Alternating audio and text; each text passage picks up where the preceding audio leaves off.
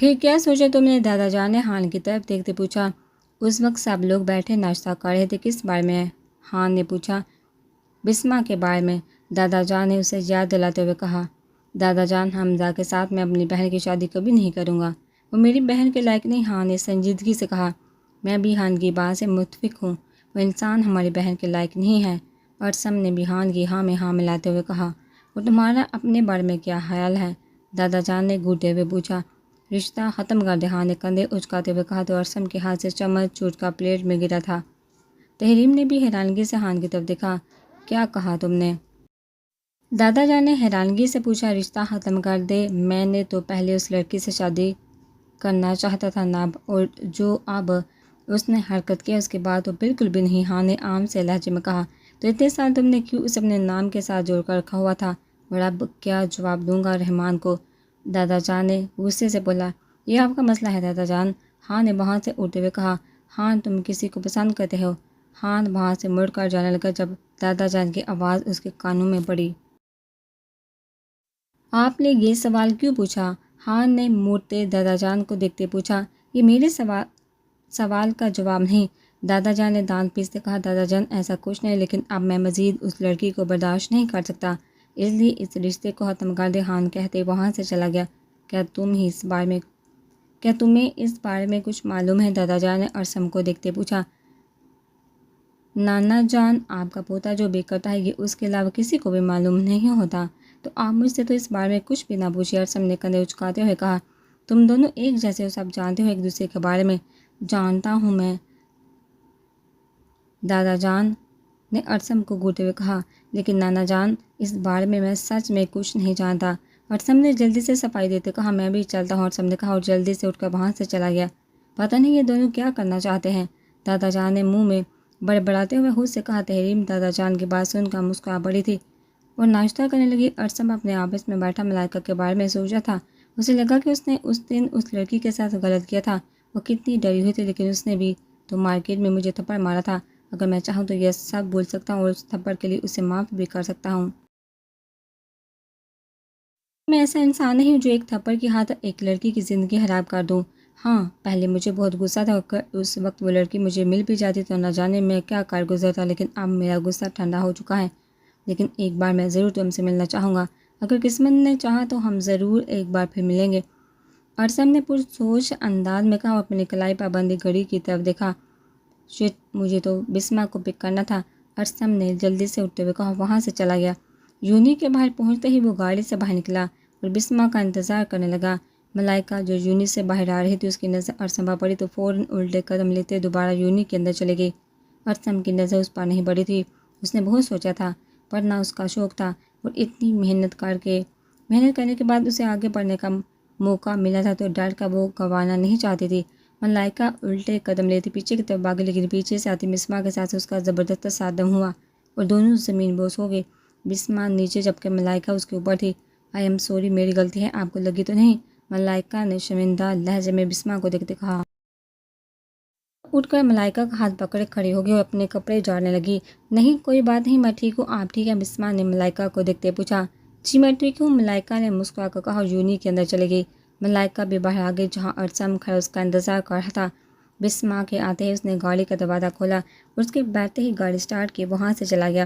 ملائکہ نے باہر نکل کر دیکھا تو اب وہاں کوئی بھی نہیں تھا، اس لیے سکون کا سانس لیتے وہاں سے چلی گئی۔ ماں، کاش آپ میرے ساتھ ہوتی تو دیکھتی کہ آپ کا بیٹا بھی ایک کامیاب بزنس مین بن گیا ہے۔ ان لوگوں نے ہم سے سب کچھ چھین لیا، لیکن دیکھیے آج سفیان کو ہر کوئی جانتا ہے، آج میرے پاس بہت پیسہ ہے، ان پیسوں سے میں آپ کو واپس نہیں لا سکتا، لیکن اس پیسے کا استعمال کر کے میں ان لوگوں کو ویسے ہی تکلیف دے سکتا ہوں جیسے انہوں نے آپ سب کو دی۔ سفیان نے اپنی ماں کی تصویر کو دیکھتے ہوئے کہا۔ کمرے کی ساری لائٹس بند تھی، چاند کی روشنی کمرے میں آ رہی تھی۔ جانتی ہے میں نے نکاح کر لیا اس انسان کی بیٹی سے جو آپ کے قاتلوں میں شامل تھا۔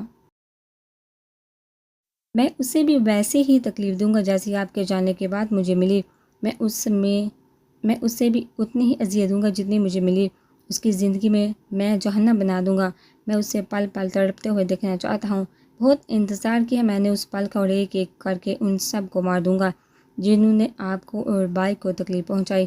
سفیان نے سنجیدگی سے تصویر کو دیکھتے کہا، نہ جانے وہ عروہ کے ساتھ کیا کرنے والا تھا، لیکن اس کے ارادے خطرناک ہی لگ رہے تھے۔ آج میری ایک اہم بہت میٹنگ تھی، آپ نے مجھے یاد کیوں نہیں دلایا؟ اگلے دن سفیان کافی مصروف رہا تھا۔ آج اس کی بہت اہم میٹنگ تھی، لیکن عروہ نے اسے یاد نہیں دلایا۔ یہ جواب اس کے لیے نہیں تھی، بلکہ سب کچھ نیا تھا، اور وہ تھوڑا گھبرا بھی رہی تھی۔ وہ سب مجھے یاد نہیں تھا، عروہ نے نظریں جھکا کر شرمندہ لہجے میں کہا۔ میری اتنی اہم میٹنگ تھی اور آپ کہہ رہی ہیں کہ آپ بھول گئی؟ اس طرح آپ کام کریں گی؟ ابھی آپ کو آئے 2 دن نہیں ہوئے اور آپ غیر ذمہ داری کا مظاہرہ کر رہی ہیں۔ سفیان نے سرد لہجے میں عروہ کے جھکے ہوئے سر کو دیکھتے ہوئے کہا، نہ جانے کہ اسے آج غصہ بہت آ رہا تھا اور سارا غصہ عروہ پر نکل رہا تھا۔ اب آپ مجھے بتانا پسند کریں کہ اب میری کون سی میٹنگ ہے؟ سفیان نے سنجیدگی سے پوچھا، لیکن عروہ ابھی بھی نظریں جھکائے کھڑی تھی۔ میں نے آپ سے کچھ پوچھا ہے، مجھے بتانا پسند کریں گی؟ سفیان نے عروہ کی طرف دیکھتے کہا، جس نے نظریں اٹھا کر سامنے کھڑے خڑوس سے انسان کو دیکھا تھا۔ آنکھوں سے نکلتے آنسو نے اس کے پورے چہرے کو بھگو دیا تھا۔ عروہ کے آنسو کو دیکھا سفیان نے زور سے اپنے ہاتھ کی مٹھی بنا کر اسے بھینچا تھا۔ مس عروہ، اگر آپ چھوٹی چھوٹی باتوں پر رونے بیٹھ جائیں گے تو کام کیسے کریں گے؟ سفیان نے گہرا سانس لیتے اپنے غصے کو کنٹرول کرتے کہا، سوری عروہ نے بس اتنا ہی کہا تھا، اور اس سے زیادہ کچھ کہنے کی اس میں ہمت نہیں تھی۔ جائیے یہاں سے، سفیان نے کہا۔ عروہ 1 سیکنڈ سے پہلے وہاں سے گئی تھی۔ وہ جب آفس سے باہر نکلی تو اندر آتے سفیان کے مینیجر سے اس کا زوردار ٹکراؤ ہوا۔ اس سے پہلے وہ زمین وہ سہودی مینیجر نے عروہ کو کلائی سے پکڑ کر گرنے سے بچایا تھا، اور یہ منظر سفیان نے دانت پیستے دیکھا تھا۔ آپ ٹھیک ہیں؟ مینیجر نے عروہ کی سرخ آنکھیں دیکھتے پوچھا۔ جی، عروہ نے جلدی سے کہا۔ وہاں سے چلے گی؟ مینیجر نے سفیان کی طرف دیکھا جو اسے ایسے دیکھ رہا تھا جیسے آنکھوں سے سالم نکل جائے گا۔ سر، مجھے آپ سے ایک ضروری بات کرنی تھی، مینیجر نے کہا تو سفیان نے اسے بیٹھنے کا اشارہ کیا اور کام کی بات کرنے لگے۔ یہ سفیان کا دھیان بار بار بھٹکا عروہ کی طرف جا رہا تھا، لیکن ابھی اسے یہ نہیں معلوم تھا کہ عروہ میڈم غصے میں گھر کے لیے نکل چکی ہیں۔ حمزہ آج خود ملائکہ کو ڈھونڈ رہا تھا، اپنے دل کو ہاتھوں مجبور ہو کر وہ آج اسے ڈھونڈ رہا تھا۔ جہاں وہ اسے پہلی بار ملی تھی وہاں بھی گیا تھا، لیکن وہ اسے کہیں نہیں ملی، اور اب اپنی گاڑی کے ساتھ ٹیک لگائے کھڑا تھا۔ ہاتھ میں اس نے ملائکہ کا بریسلٹ پکڑا ہوا تھا جب اس کی نظر سامنے موبائل شاپ پر پڑی، جہاں سے اسے ایک لڑکی نکلتی ہوئی نظر آئی جو خلیے سے اسے ملائکہ کے جیسی لگی تھی، لیکن وہ کافی دور تھی۔ اس نے پیسے جمع کیے تھے اور موبائل لینے آئی تھی کیونکہ کام کے سلسلے میں اسے ضرورت پڑنے والی تھی۔ وہ اپنے دھیان میں چل رہی تھی جب حمزہ نے اسے بازو سے پکڑ کر اپنے قریب کیا۔ تم دیکھ کر نہیں چل سکتی؟ حمزہ نے ملائکہ کو دیکھتے سرد لہجے میں پوچھا، کیونکہ وہ نظریں جھکائے چل رہی تھی اور ایک گاڑی اس کے پیچھے آ رہی تھی۔ آپ کو اور کوئی کام نہیں ہے جو ہمیشہ میرے سامنے آ جاتے ہیں؟ ملائکہ نے کودتے ہوئے پوچھا۔ ابھی بھی اس کا ہاتھ حمزہ کے ہاتھ میں تھا۔ ہو سکتا ہے قسمت ہمیں بار بار ملانا چاہتی ہو، حمزہ نے پرسکون سے انداز میں اسے دیکھتے کہا۔ لیکن دور کھڑا ارسم جو بسمہ کے کہنے پر خود اس کے لیے موبائل لینے آیا تھا، اس نے جب حمزہ کو ملائکہ کے ساتھ دیکھا تو پہلے تو اس سے یقین نہیں آیا، لیکن پھر اس کے ماتھے پر بال پڑے تھے۔ یہ اس لڑکی کو کیسے جانتا ہے؟ لگتا ہے اس لڑکی کو اپنی جان عزیز نہیں۔ ارسم نے دانت پیستے کہا، پہلے تو میرا ارادہ تمہیں پیچھا چھوڑ دینے کا تھا، لیکن اب نہیں۔ ارسم نے سرد لہجے میں کہا، مجھے گھر جانا ہے، آپ پلیز مجھے راستہ دیں۔ ملائکہ نے کہا تو حمزہ جلدی سے ہوش میں آیا۔ ہاں جاؤ، حمزہ نے پیچھے ہوتے ہوئے کہا تو ملائکہ اسے ایک گولی سے نواز کر وہاں سے چلے گی۔ ابھی ملائکہ نے کچھ ہی فاصلہ طے کیا تھا جب سامنے اسے ارسم کھڑا ہوا نظر آیا۔ ارسم کو دیکھتے ملائکہ نے ڈر سے اپنا حلق اتار کیا۔ لگتا ہے آج کا دن ہی برا ہے، یہ دونوں ہمیشہ مجھے ہی کیوں ملتے ہیں، ان کو کوئی اور کام نہیں ہوتا۔ ملائکہ نے دل میں سوچا۔ اس کا ارادہ وہاں سے بھاگنے تھا، لیکن ارسم چلتا ہوا اس کے پاس آیا۔ اس کے چہرے کے تاثرات دیکھ کر لگ رہا تھا کہ وہ ارسم سے ڈر ہی ہے۔ تم اس لڑکی کو کیسے جانتی ہو اور وہ تمہیں چھو کیوں رہا تھا؟ ارسم نے ملائکہ کے قریب آتے اسے کندھے سے پکڑ کر غصے سے پوچھا۔ ملائکہ کو ارسم کی انگلیاں اپنے بازو میں دھنستی ہوئی محسوس ہوئی تھی۔ میں تمہیں جواب دے نہیں ہوں، تم ہوتے کون ہو مجھ سے پوچھنے والے؟ میرے باپ لگتے ہو، تمہارا مجھ پر کوئی حق نہیں۔ اس بار ملائکہ نے اپنے ڈر پر قابو پاتے ارسم کو پیچھے دھکا دیتے ہوئے کہا۔ وہ تنگ آ گئی تھی اور اب تو اس کا صبر جواب دے گیا تھا۔ ٹھیک ہے، حق بھی حاصل کر لیتا ہوں، ارسم نے سرد لہجے میں ملائکہ کو بازو سے پکڑتے ہوئے کہا۔ اسے وہاں سے لے جانے لگا جب حمزہ نے آتے ہی اس کے جبڑے پر زور سے مکہ دے مارا۔ ملائکہ کے جانے کے بعد اسے ہوش آیا تو اس کے سوچا اسے نمبر ہی لے لیتا، اس لیے اس کے پیچھے آیا تھا، لیکن ارسم کو دیکھ کر اس کا خون کھول اٹھا۔ ملائکہ ڈر سے چیخ مار کر کچھ فاصلے پر کھڑی ہو گئی اور منہ پر ہاتھ رکھ کے دونوں کو دیکھنے لگی۔ ارسم نے سرخ آنکھوں سے حمزہ کو دیکھا جو غصے سے اسے دیکھ رہا تھا۔ تمہاری ہمت کیسی اسے ہاتھ لگانے کی؟ حمزہ نے آگے بڑھتے ارسم کا گریبان پکڑتے سرد لہجے میں کہا۔ تیری ہمت کیسی مجھ پر ہاتھ اٹھانے کی؟ ارسم نے کہتی حمزہ کے منہ پر بھی مکہ دے مارا۔ ملائکہ دور کھڑی رونے کا کام ساری انجام دے رہی تھی، اس سے پہلے وہ دونوں کی طرف اپنے قدم بڑھاتے ارسم کی کڑھتا آواز گونجی تھی، اگر تم نے ایک قدم بھی آگے بڑھایا تو سب سے پہلے تمہاری ٹانگیں توڑ دوں گا۔ ارسم نے ملائکہ کو دیکھتے کہا جس کے پاؤں کو وہیں بریک لگی تھی۔ دونوں ایک دوسرے کی جان لینے کے در پر تھے۔ لوگ وہاں جمع ہو گئے تھے۔ کیا ہو رہا ہے؟ جہاں انسپکٹر جو وہاں سے گزر رہا تھا بھیڑ دیکھ کر وہاں پر آیا۔ دونوں کو پولیس اہلکاروں نے ایک دوسرے سے الگ کیا تھا، تم دونوں کو تھانے جانا ہوگا۔ اور وہ لڑکی، انسپکٹر نے ملائکہ کی طرف اشارہ کیا۔ وہ کہیں نہیں جائے گی، دونوں نے جلدی سے کہا۔ سر، اس لڑکی کا اس سارے معاملے سے کچھ نہ کچھ لینا دینا ہے، میں آپ کے ساتھ تھانے چلتا ہوں۔ ارسم نے اپنے ہونٹ سے نکلتے خون کو صاف کرتے ہوئے کہا، مجھے تو ایسا لگ رہا ہے تم دونوں اس لڑکی کی وجہ سے ہی جھگڑ رہے تھے، تو اس لڑکی کا بھی تھانے جانا ضروری ہے۔ انسپکٹر نے بھاری لہجے میں کہا۔ ملائکہ نے جب تھانے کا سنا تو اس کے رونے میں روانی آ گئی تھی۔ ارسم نے ملائکہ کی طرف دیکھا تھا جو کھڑی رو رہی تھی۔ حمزہ تو پہلے سے ہی اسے دیکھ رہا تھا۔ سفیان نے غصہ ٹھنڈا ہونے کے بعد عروہ کو اندر بلوایا، لیکن اسے پتہ چلا کہ وہ گھر جا چکی ہے، اور یہ سن کر اس کا غصہ پھر سے ساتویں آسمان تک پہنچ گیا تھا۔ مجھے لگتا ہے وہ نہیں بلکہ میں اس کے پاس جاب کرنے آیا ہوں، لیکن میں بھی سفیان ہوں، اب دیکھو میں کیا کرتا ہوں۔ سفیان نے غصے سے کہا، اپنی گاڑی کی چابیاں پکڑے آفس سے نکل گیا۔ عروہ کے گھر کے بارے میں وہ پہلے سے معلوم کروا چکا تھا۔ عروہ بنا بتائے آفس سے نکل تو آئی تھی، لیکن اب اسے یہ حرکت ٹھیک نہیں لگ رہی تھی، اس لیے کہتے ہیں غصے میں سوچ سمجھ کر قدم اٹھانا چاہیے۔ لیکن عروہ میڈم کب اتنا سوچتی تھی، بلکہ شاید مارکیٹ گئی تھی، گھر میں کوئی نہیں تھا۔ ہاں میں مانتی ہوں مجھے آفس سے گھر نہیں آنا چاہیے تھا، لیکن اس خروس انسان نے بھی تو چھوٹی سی بات پر مجھے اتنا سنا دیا۔ ٹھیک ہے مجھ سے غلطی ہوئی، تو اس کا یہ مطلب تو نہیں ہے کچھ بھی سنا دے۔ عروہ نے غصے سے پانی پیتے ہوئے خود سے کہا، اور پانی پینے کے بعد دوبارہ کمرے میں آئی تو اس کا موبائل رنگ ہو رہا تھا۔ اس نے نمبر دیکھا تو کوئی انجان نمبر تھا۔ لگتا ہے یہ وہی انسان ہے، اس سے بھی اس کو نہیں، جب کہا ہے ایک ماہ بعد پیسے مل جائیں گے، پھر بار بار کال کرنے کا کیا فائدہ؟ عروہ نے منہ میں بڑبڑاتے ہوئے کہا۔ کال اٹینڈ کرتے فون کان سے لگایا۔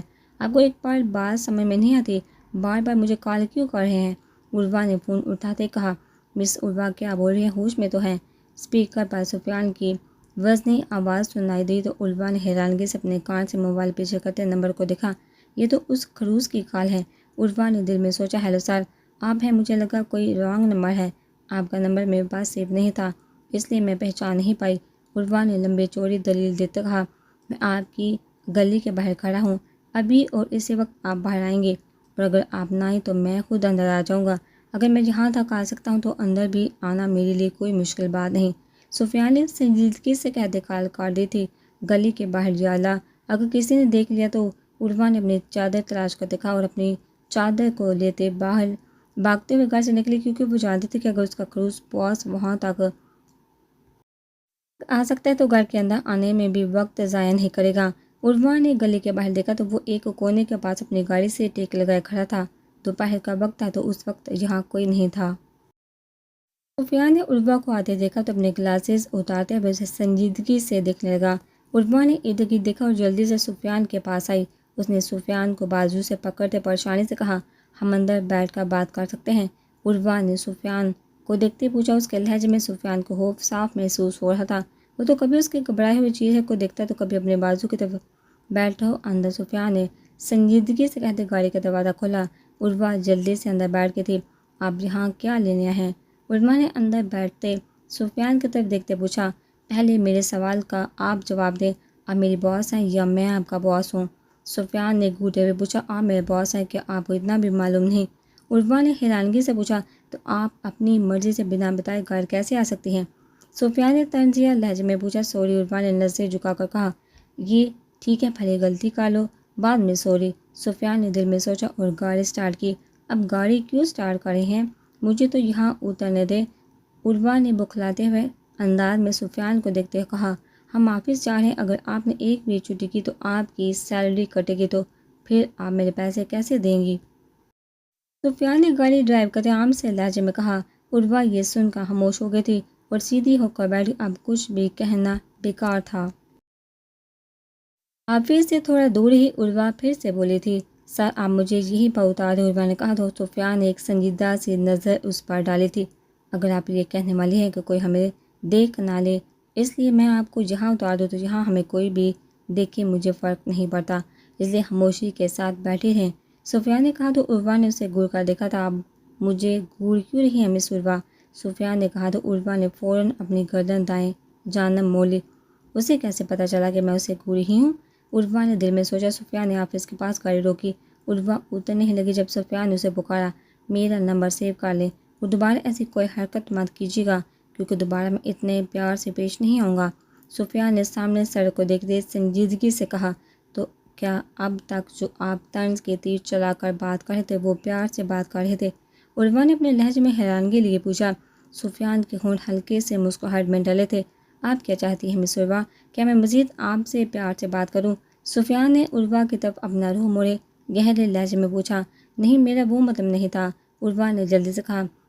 اس وقت سفیان کی آنکھوں میں دیکھنا اسے دنیا کا مشکل ترین کام لگ رہا تھا۔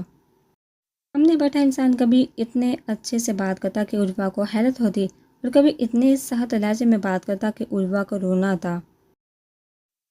اب آپ مجھے گور رہی ہیں مس عروہ؟ سفیان نے اس کے اپنے چہرے پر جمی ہوئی نظر دیکھتے سنجیدگی سے کہا۔ سوری، عروہ نے بوکھلاہٹ میں کہا اور جلدی سے گاڑی کا دروازہ کھولے باہر نکل گئی۔ بیوقوف لڑکی، سفیان نے نفی میں سر ہلاتے کہا اور خود بھی گاڑی سے باہر آتے اندر کی جانب چلا گیا۔ ارسم اور حمزہ نے بہت بار کہا لیکن انسپکٹر نے ان کی ایک بات نہیں مانی۔ سر، آپ ایک بار میرے بھائی سے بات کر لیں، پھر آپ جیسا کہیں گے ویسا ہی ہوگا، ارسم نے کہتے ہی خان کو کال کے اسے ساری صورتحال کا بتاتے فون انسپکٹر کی طرف بڑھایا۔ خان صاحب، یہ آپ کے بھائی ہیں، مجھے معلوم نہیں تھا، لیکن دوبارہ ایسا نہیں ہونا چاہیے۔ ابھی تو میں ان کو جانے دے رہا ہوں، وہ بھی آپ کے کہنے پر، کیونکہ آپ ہمارے سر کے بہت قریبی دوست ہیں، لیکن آئندہ ان کو چھوڑا نہیں جائے گا۔ انسپکٹر نے کہا۔ آگے نہ جانے خان نے کیا کہا وہ کسی کو معلوم نہیں تھا۔ انسپکٹر نے فون بند کرتے اسے ارسم کو پکڑایا۔ اس بار تم لوگوں کو جانے دے رہا ہوں، اگلی بار ایسا کچھ کیا تو سیدھا جیل جاؤ گے، انسپکٹر نے کہتے اپنے ساتھیوں کو اشارہ کیا وہاں سے چلے گئے۔ ملائکہ نے جب پولیس کو جاتے دیکھا تو خود بھی وہاں سے بھاگ گئی۔ ارسم اور حمزہ نے پیچھے مڑ کر دیکھا لیکن وہاں کوئی نہیں تھا۔ کہاں گئی؟ حمزہ نے منہ میں بڑبڑاتے ہوئے کہا۔ خود بھی وہاں سے چلا گیا۔ ارسم کو خان کا میسج ملا تھا کہ وہ ابھی گھر آئے تو ارسم بھی وہاں سے چلا گیا۔ ارسم گھر آیا تو ملازم نے اسے بتایا کہ خان کمرے میں اس کا انتظار کر رہا ہے تو سیدھا اس کے کمرے میں گیا۔ خان اپنے کمرے کی کھڑکی کے پاس کھڑا باہر کا منظر دیکھ رہا تھا۔ وہ لڑکی کون ہے جس کے لیے تم اور حمزہ آپس میں جھگڑا کر رہے تھے؟ خان نے رخ موڑے ارسم کو دیکھتے پوچھا۔ خان، میں اس لڑکی سے نکاح کرنا چاہتا ہوں، ارسم نے خان کے سوال کا جواب دیے بنا اپنی بات کہی۔ تم اس لڑکی سے نکاح اس لیے کرنا چاہتے ہو کیونکہ وہ لڑکی حمزہ کو پسند ہے؟ خان نے ایک ابرو اچکاتے ہوئے پوچھا۔ تم اچھی طرح جانتے ہو میں کیوں اس لڑکی سے نکاح کرنا چاہتا ہوں، ارسم نے غصے سے کہا۔ لیکن مجھے لگتا ہے وہ لڑکی تم سے زیادہ حمزہ کو پسند کرتی ہے، تو کیا تم اس کے ساتھ زبردستی کرو گے؟ خان نے کہا تو ارسم نے سرخ آنکھوں سے خان کی طرف دیکھا تھا۔ تم نے کب سے ہم تینوں پر نظر رکھی ہوئی ہے خان؟ ارسم نے الٹا سوال کیا۔ یہ میرے سوال کا جواب نہیں ہے، خان نے ارسم کے پاس آتے کہا۔ خان، مجھے بس اس لڑکے سے نکاح کرنا ہے، چاہے وہ مجھے پسند کرے یا نہ کرے، لیکن مجھے اس لڑکی سے ہی نکاح کرنا ہے اور یہ میرا آخری فیصلہ ہے۔ اگر تم نے اس میں میرا ساتھ نہیں دیا تو پھر میں وہی کروں گا جو میرا دل کرے گا، ارسم نے سنجیدگی سے کہا اور وہاں سے چلا گیا۔ خان ابھی بھی وہیں کھڑا تھا۔ یہ کرنا کیا چاہتا لگتا ہے اس کا دماغ خراب ہو گیا ہے، خان نے منہ میں بڑبڑاتے ہوئے کہا اور اپنا موبائل پکڑے اس پر نمبر ڈائل کرنے لگا۔ حمزہ گھر نہیں گیا تھا بلکہ سڑکوں پر گاڑی گھما رہا تھا۔ اسے ایک بات سمجھ نہیں آ رہی تھی کہ ارسم ملائکہ کو کیسے جانتا ہے۔ جیسے وہ بات کرتے اس کا مطلب تھا وہ دونوں ایک دوسرے کو پہلے سے جانتے ہیں۔ حمزہ اسی کے بارے میں سوچ رہا تھا جب اس کی نظر ایک لڑکی پر پڑی اور وہ لڑکی کوئی اور نہیں بلکہ عروہ تھی جو واپسی پر کچھ سامان لینے کے لیے وہیں پر اس نے ڈرائیور کو کہا تھا کہ اتار دے۔ عروہ، حمزہ نے اسے دیکھتے بے یقینی سے منہ میں بڑبڑایا۔ اس نے جلدی سے اپنی سیٹ بیلٹ کھولی اور گاڑی سے باہر نکل کر اسی جگہ پر گیا جہاں پر اس نے عروہ کو دیکھا تھا۔ کہاں چلی گئی؟ یہی پر تو تھی، حمزہ نے ارد گرد دیکھتے خود سے کہا۔ عروہ، تم مجھے مل ہی گئی، تم زندہ ہو اور صحیح سلامت بھی ہو۔ فکر مت کو، اب میں تمہاری زندگی جہنم بنا دوں گا، مجھ سے بچ کر بھاگ رہی تھی نا، اور دیکھو آج تم مجھے نظر آ ہی گئی۔ مجھے لگا تھا کہ تم مر گئی ہوگی لیکن میں غلط تھا، تمہارا میرے ہاتھوں سے مرنا لکھا ہے۔ حمزہ نے چہرے پر شیطانی مسکراہٹ لیے اپنے چہرے کے نشان کو چھوتے ہوئے کہا اور اپنی گاڑی کی طرف چلا گیا۔